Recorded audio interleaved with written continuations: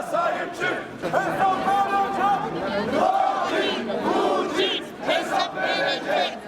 Я сьогодні прийшла для того, щоб підтримати наших братів татар.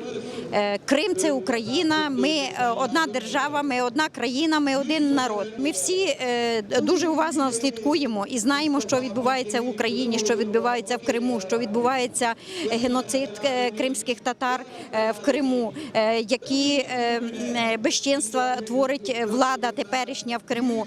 Так само ми добре знаємо, що відбувається в Україні. Дуже би хотілося, щоб повернулося все на круги своя, щоб Крим повернувся.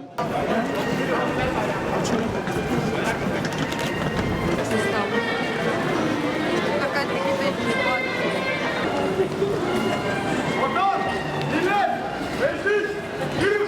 Vatan, millet, meclis, yürü. Engin.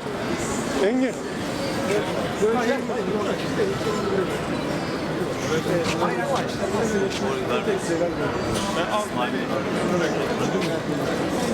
Yani şey yapıyorsunuz bu kadar da şey çıkarıyorsunuz.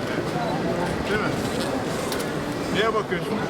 Yani şöyle az koy nereye istiyorsan yani.